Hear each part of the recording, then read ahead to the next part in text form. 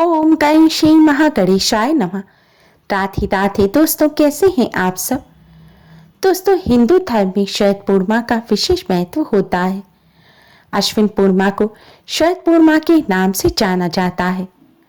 धार्मिक मान्यताओं के अनुसार शरद पूर्णिमा के दिन प्रेम और कलाओं से परिपूर्ण भगवान श्री कृष्ण ने महारास रचाया था, क्योंकि इसी दिन चंद्रमा संपूर्ण 16 कलाओं से युक्त होते हैं और चंद्रमा की किरणों से अमृत की बरसात होती है। मान्यता के अनुसार शरद पूर्णिमा की रात्रि को चंद्रमा के चांदी में खीर रखने का विधान है, क्योंकि इस दिन चंद्रमा से अमृत की वर्षा होती है। ये अमृत वर्षा जीवन में धन, प्रेम और स्वास्थ्य तीनों प्रकार का सुख लेकर आती है। इसलिए इस दिन चांद की रोशनी में खीर रखी जाती है और इसे प्रसाद के रूप में ग्रहण किया जाता है।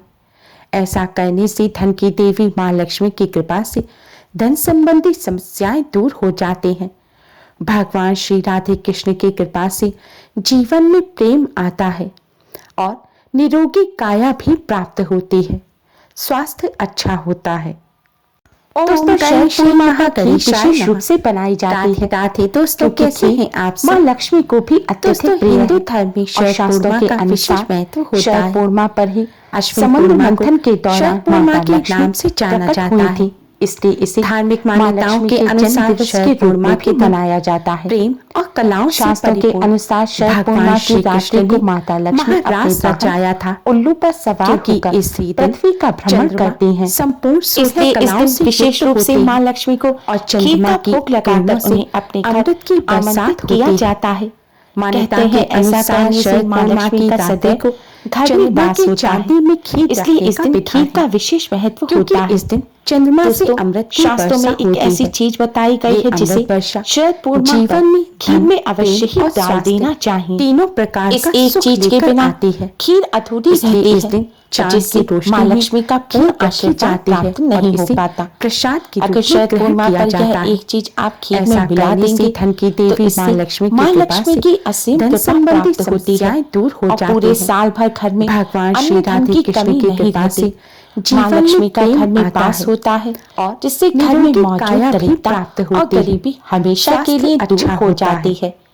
मां लक्ष्मी की कृपा से धन में और सुख समृद्धि में बरकत होती है और घर में खुशियां खिंची चली आती हैं। मां लक्ष्मी की कृपा से धन, प्रेम और स्वास्थ्य तीनों का सुख प्राप्त होता है। दोस्तों, शरद पूर्णिमा पर खीर बनाने के लिए सबसे उत्तम गाय का दूध माना जाता है। गाय के दूध को पवित्र माना गया है और इसी की खीर बनानी चाहिए। गाय के दूध की सुगंध मां लक्ष्मी को अत्यधिक प्रिय है, इसलिए गाय के दूध की खीर बनाना ही शुभ माना गया है। लेकिन अगर गाय का दूध ना हो सके तो आप भैंस के दूध की अगर खीर बनाएं तो खीर बनाते समय आप खीर में थोड़ा सा शुद्ध घी अवश्य ही डाल दें। यह घी गाय के दूध का ही होना चाहिए, क्योंकि घी की सुगंध मां लक्ष्मी को अत्यधिक प्रिय है। यह मां लक्ष्मी को अपनी तरफ आकर्षित करती है। दोस्तों, खीर बनाते समय वैसे तो सामान्यतः चावल की ही खीर बनाई जाती है, लेकिन शरद पूर्णिमा पर जो खीर बनाएं इसमें आप चावल के साथ मखाने अवश्य ही डालें। दोस्तों, शास्त्रों के अनुसार जिस प्रकार मां लक्ष्मी समुद्र मंथन के दौरान सागर से उत्पन्न हुई थी, उसी प्रकार मखाने की उत्पत्ति भी जल से ही हुई है। साथ ही यह मां लक्ष्मी के आसन माने जाने वाले कमल के पौधे से मिलता है। कमल का पुष्प ही नहीं, कमल के पौधे की हर चीज मां लक्ष्मी को अत्यधिक प्रिय है। इसलिए मां लक्ष्मी के पूजन में मखाने अवश्य ही शामिल किए जाते हैं। इसलिए मां लक्ष्मी के लिए जब भी खीर बनाई जाती है तो उसमें मखाने अवश्य ही डालने चाहिए। मखानों के बिना मां लक्ष्मी की खीर अधूरी रह जाती है। मां लक्ष्मी के प्रिय मखाने डालकर जब आप खीर बनाएंगे तो इससे मां लक्ष्मी अति शीघ्र ही प्रसन्न हो जाएंगी और इस खीर का भोग अवश्य ही लगाएंगी। आपको खीर बनाते समय ही मखाने भूनकर खीर में डाल देने हैं और मखाने ज्यादा मात्रा में डालें, क्योंकि मखाने मां लक्ष्मी को अत्यधिक प्रिय हैं। मखाने के साथ ही दोस्तों आपको इस खीर में एक और माँ लक्ष्मी की प्रिय चीज जो है इलायची, इसे अवश्य ही डालना चाहिए। जो छोटी हरी इलायची आती है, इसके बिना खीर अधूरी मानी जाती है।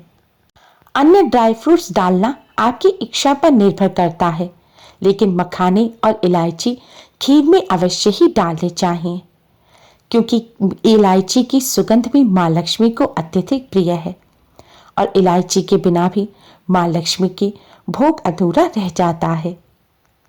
चावल, इलायची और मखाने डालकर आप माँ लक्ष्मी के लिए खीर तैयार करें और अंत में खीर बनने के बाद इसमें शक्कर मिलाएं और फिर इस खीर का आप माँ लक्ष्मी को भोग लगाएं। शरद पूर्णिमा पर माँ लक्ष्मी को खीर का भोग संध्या काल के समय लगाया जाता है। संध्या काल के समय माँ लक्ष्मी के सामने एक शुद्ध घी का दिया जलाएं और एक सुगंधित धूप बत्ती जलाएं और फिर माँ लक्ष्मी को आप खीर का भोग लगाएं। आपने जितनी भी खीर बनाई है, उस सारी खीर का आपको भोग लगाना चाहिए। आप वह सारी खीर अपने मंदिर के सामने रख दें और एक छोटे से पात्र में आप खीर निकालकर माँ लक्ष्मी के सामने रखें।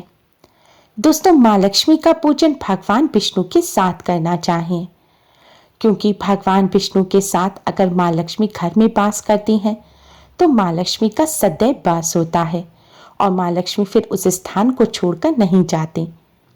इसलिए आप इस खीर का भोग सबसे पहले भगवान श्री गणेश को लगाकर भगवान विष्णु, माँ लक्ष्मी जी को एक साथ इस खीर का भोग लगाएं। इसलिए इस खीर में आप एक तुलसी का पत्ता भी जरूर डाल दें, लेकिन तुलसी का पत्ता भगवान श्री गणेश को भोग लगाने के बाद ही डालें। शास्त्रों के अनुसार जिस भोग में तुलसी पत्र होता है उसे भगवान श्री गणेश स्वीकार नहीं करते और तुलसी पत्र के बिना भगवान विष्णु भोग को स्वीकार नहीं करते। इसलिए इस खीर में आप एक तुलसी का पत्ता भी अवश्य ही रखें और फिर आप भगवान लक्ष्मी नारायण को खीर का भोग लगाएं। अगर हो सके तो चांदी के पात्र में लगाएं। अगर चांदी का पात्र ना हो तो आप मिट्टी के बर्तन में भगवान लक्ष्मी नारायण को खीर का भोग लगाएं।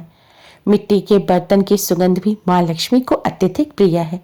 भोग लगाने से पहले आप मिट्टी का बर्तन, जैसे मिट्टी का कुल्हड़ है या कोई भी बर्तन लें और उसको अच्छी तरह से पानी साबुन से धोकर साफ करके शुद्ध करके ही फिर आप भोग लगाएं। भगवान विष्णु, माँ लक्ष्मी जी को खीर का भोग लगाने के पश्चात अब आप इस खीर को ले जाकर चंद्रमा की रोशनी में रखाएं। शास्त्रों के अनुसार शरद पूर्णिमा की रात्रि को चंद्रमा की किरणों से अमृत की बरसात होती है और जब आप इस खीर को आप वहां पर चंद्रमा की रोशनी में रखेंगे तो इसमें भी अमृत के जो गुण हैं वह समाहित हो जाएंगे। विज्ञान के अनुसार भी यह माना गया है कि शरद पूर्णिमा की रात्रि को चंद्रमा धरती के बहुत करीब होता है, जिसके कारण चंद्रमा से निकलने वाली तरंगों में मौजूद रासायनिक तत्व जो होते हैं वह सीधे धरती पर आकर गिरते हैं। इसी कारण इस रात को चांद से निकलने वाली तरंगों से मिलने वाले पोषक तत्व खीर में मिल जाते हैं और जब आप उस खीर का सेवन करते हैं तो वह ऊर्जा आपके शरीर में प्रवाहित हो जाती है, जिससे सभी रोग मिट जाते हैं। शरीर को सकारात्मक ऊर्जा मिलती है और नकारात्मक ऊर्जा, नेगेटिविटी दूर हो जाती है और रोग प्रतिरोधक क्षमता बढ़ती है, जिससे निरोगी काया प्राप्त होती है। धर्मशास्त्रों के अनुसार चंद्रमा से निकलने वाली अमृत की जो किरणें हैं वह खीर में समाहित हो जाती हैं और जब इस खीर का सेवन किया जाता है तो धन, प्रेम, स्वास्थ्य तीनों का यह सुख लेकर आती है। माँ लक्ष्मी की भी असीम कृपा प्राप्त होती है और घर में सुख समृद्धि आती है।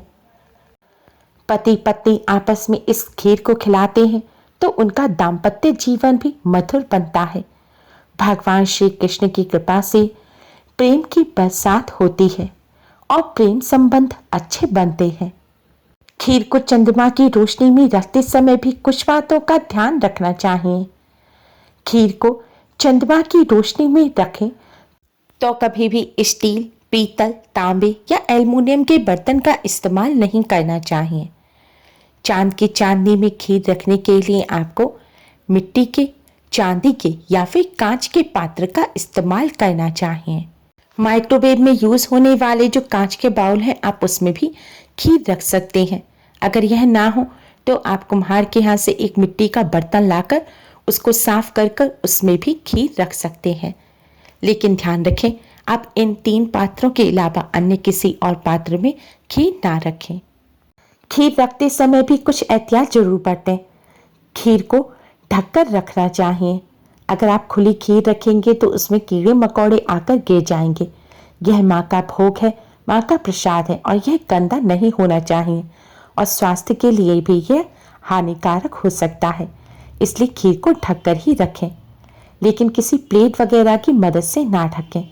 इस पर आप कोई जालीदार छलनी, जो दूध के बर्तन पर छलनी ढकते हैं, उसको रख सकते हैं। या फिर सबसे अच्छा रहेगा कि आप इस बर्तन के मुंह को किसी दुपट्टे, मलमल के कपड़े या किसी हल्के कपड़े की सहायता से बांध दें, जिससे खीर ढक जाए और जो चंद्रमा की किरणें हैं वह भी इस खीर तक पहुंच सकें। आप किसी बिल्डिंग में रह रहे हैं जहां बहुत सारे लोग रहते हैं। ऐसे में आपके अलावा छत पर और भी कई लोग आते जाते रहेंगे। इसलिए अच्छा यह होगा आप इस खीर को किसी ऊपर स्थान पर उठाकर रखें। अगर कोई ऊंची जगह जैसे कि पानी की टंकी के पास कोई स्लैब वगैरह हो, आप वहां पर रख सकते हैं, या फिर कोई चेयर या फिर टेबल रखकर उसके ऊपर भी खीर का बाउल रख सकते हैं, जिससे किसी का पैर उस पर ना पड़े। खीर को पूरी रात चांद की चांदनी में रखा रहने दें। अगर पूरी रात ना रख सके तो कुछ घंटे आप वहीं पर बैठकर अपने सामने खीर रखकर और फिर खीर को अपने साथ ला सकते हैं और लाकर उसे वापस फ्रिज में रख दें। लेकिन ध्यान रखें, रात्रि के समय आपको इस खीर का सेवन नहीं करना। इस खीर का सेवन आपको अगले दिन सूर्य उदय होने के बाद स्नान आदि करके खाली पेट इसका सेवन करना है। ऐसा करने से स्वास्थ्य लाभ होता है। उम्मीद है दोस्तों, शरद पूर्णिमा पर खीर से जुड़ी यह जानकारी आपको पसंद आई होगी। पसंद आई है तो लाइक कर चैनल को सब्सक्राइब जरूर करें और हमारी इस वीडियो को और लोगों के साथ शेयर भी करें, जिससे उन्हें भी इससे लाभ प्राप्त हो सके। Thanks for watching. Radhe Radhe.